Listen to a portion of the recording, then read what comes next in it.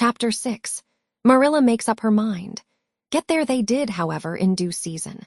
Mrs. Spencer lived in a big yellow house at White Sands Cove, and she came to the door with surprise and welcome mingled on her benevolent face. "Dear, dear," she exclaimed, "you're the last folks I was looking for today, but I'm real glad to see you. You'll put your horse in. And how are you, Anne?" "I'm as well as can be expected, thank you," said Anne smilelessly. A blight seemed to have descended on her. "I suppose we'll stay a little while to rest the mare," said Marilla, "but I promised Matthew I'd be home early. The fact is, Mrs. Spencer, there's been a queer mistake somewhere, and I've come over to see where it is. We sent word, Matthew and I, for you to bring us a boy from the asylum. We told your brother Robert to tell you we wanted a boy 10 or 11 years old." "Marilla Cuthbert, you don't say so," said Mrs. Spencer in distress. "Why, Robert sent word down by his daughter Nancy, and she said you wanted a girl. Didn't she, Flora Jane?" appealing to her daughter who had come out to the steps. "She certainly did, Miss Cuthbert," corroborated Flora Jane earnestly. "I'm dreadful sorry," said Mrs. Spencer. "It's too bad, but it certainly wasn't my fault, you see, Miss Cuthbert.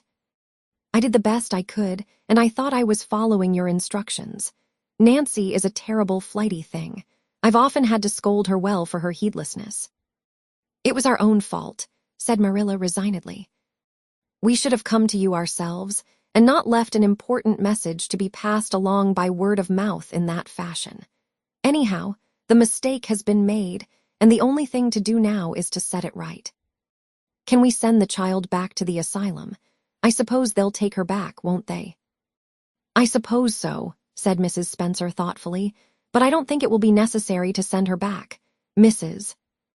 Peter Blewett was up here yesterday, and she was saying to me how much she wished she'd sent by me for a little girl to help her. Mrs. Peter has a large family, you know, and she finds it hard to get help. Anne will be the very girl for her. I call it positively providential." Marilla did not look as if she thought Providence had much to do with the matter. Here was an unexpectedly good chance to get this unwelcome orphan off her hands, and she did not even feel grateful for it. She knew Mrs. Peter Blewett only by sight as a small, shrewish-faced woman without an ounce of superfluous flesh on her bones, but she had heard of her. A terrible worker and driver, Mrs. Peter was said to be, and discharged servant girls told fearsome tales of her temper and stinginess, and her family of pert, quarrelsome children. Marilla felt a qualm of conscience at the thought of handing Anne over to her tender mercies. "Well, I'll go in and we'll talk the matter over," she said. "And if there is Mrs. Peter coming up the lane this blessed minute," exclaimed Mrs. Spencer, bustling her guests through the hall into the parlor, where a deadly chill struck on them as if the air had been strained so long through dark green, closely drawn blinds that it had lost every particle of warmth it had ever possessed. "That is real lucky, for we can settle the matter right away. Take the armchair, Miss Cuthbert. Anne, you sit here on the ottoman and don't wriggle. Let me take your hats. Flora Jane, go out and put the kettle on. Good afternoon, Mrs. Blewett. We were just saying how fortunate it was you happened along. Let me introduce you two ladies. Mrs. Blewett, Miss Cuthbert, please excuse me for just a moment. I forgot to tell Flora Jane to take the buns out of the oven." Mrs. Spencer whisked away after pulling up the blinds. Anne, sitting mutely on the ottoman, with her hands clasped tightly in her lap, stared at Mrs. Blewett as one fascinated. Was she to be given into the keeping of this sharp-faced, sharp-eyed woman? She felt a lump coming up in her throat, and her eyes smarted painfully. She was beginning to be afraid she couldn't keep the tears back when Mrs. Spencer returned, flushed and beaming, quite capable of taking any and every difficulty, physical, mental, or spiritual, into consideration and settling it out of hand. "It seems there's been a mistake about this little girl, Mrs. Blewett," she said. "I was under the impression that Mr. and Miss Cuthbert wanted a little girl to adopt. I was certainly told so, but it seems it was a boy they wanted. So if you're still of the same mind you were yesterday, I think she'll be just the thing for you." Mrs. Blewett darted her eyes over Anne from head to foot. "How old are you and what's your name?" she demanded. "Anne Shirley," faltered the shrinking child. not daring to make any stipulations regarding the spelling thereof. And I'm 11 years old. Humph, you don't look as if there was much to you, but you're wiry. I don't know, but the wiry ones are the best after all. Well, if I take you, you'll have to be a good girl, you know, good and smart and respectful. I'll expect you to earn your keep, and no mistake about that. Yes, I suppose I might as well take her off your hands, Miss Cuthbert. The baby's awful fractious, and I'm clean worn out attending to him.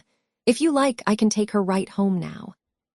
Marilla looked at Anne and softened at sight of the child's pale face with its look of mute misery. The misery of a helpless little creature who finds itself once more caught in the trap from which it had escaped. Marilla felt an uncomfortable conviction that, if she denied the appeal of that look, it would haunt her to her dying day. Moreover, she did not fancy Mrs. Blewett.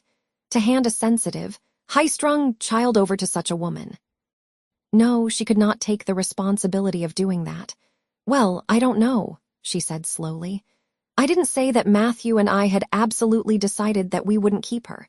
In fact, I may say that Matthew is disposed to keep her. I just came over to find out how the mistake had occurred. I think I'd better take her home again and talk it over with Matthew.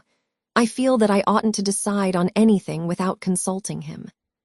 If we make up our mind not to keep her, we'll bring or send her over to you tomorrow night. If we don't, you may know that she is going to stay with us. Will that suit you, Mrs. Blewett? I suppose it'll have to, said Mrs. Blewett ungraciously. During Marilla's speech, a sunrise had been dawning on Anne's face. First, the look of despair faded out, then came a faint flush of hope. Her eyes grew deep and bright as morning stars. The child was quite transfigured. And a moment later, when Mrs. Spencer and Mrs. Blewett went out in quest of a recipe the latter had come to borrow, she sprang up and flew across the room to Marilla. "Oh, Miss Cuthbert, did you really say that perhaps you would let me stay at Green Gables?" she said, in a breathless whisper, as if speaking aloud might shatter the glorious possibility. "Did you really say it? Or did I only imagine that you did? I think you'd better learn to control that imagination of yours. Anne, if you can't distinguish between what is real and what isn't," said Marilla crossly. "Yes, you did hear me say just that and no more. It isn't decided yet, and perhaps we will conclude to let Mrs. Blewett take you after all. She certainly needs you much more than I do." "I'd rather go back to the asylum than go to live with her," said Anne passionately. "She looks exactly like a gimlet." Marilla smothered a smile under the conviction that Anne must be reproved for such a speech. "A little girl like you should be ashamed of talking so about a lady and a stranger," she said severely. "Go back and sit down quietly, and hold your tongue, and behave as a good girl should." "I'll try to do and be anything you want me, if you'll only keep me," said Anne, returning meekly to her ottoman. When they arrived back at Green Gables that evening, Matthew met them in the lane. Marilla from afar had noted him prowling along it and guessed his motive. She was prepared for the relief she read in his face when he saw that she had at least brought Anne back with her. But she said nothing, to him, relative to the affair, until they were both out in the yard behind the barn milking the cows. Then she briefly told him Anne's history and the result of the interview with Mrs. Spencer. "I wouldn't give a dog I liked to that Blewett woman," said Matthew with unusual vim. "I don't fancy her style myself," admitted Marilla, "but it's that or keeping her ourselves, Matthew. And since you seem to want her, I suppose I'm willing, or have to be. I've been thinking over the idea until I've got kind of used to it. It seems a sort of duty. I've never brought up a child, especially a girl, and I dare say I'll make a terrible mess of it. But I'll do my best. So far as I'm concerned, Matthew, she may stay." Matthew's shy face was a glow of delight. "Well now, I reckoned you'd come to see it in that light, Marilla," he said. "She's such an interesting little thing." "It'd be more to the point if you could say she was a useful little thing," retorted Marilla. "But I'll make it my business to see she's trained to be that. And mind, Matthew, you're not to go interfering with my methods. Perhaps an old maid doesn't know much about bringing up a child, but I guess she knows more than an old bachelor. So you just leave me to manage her.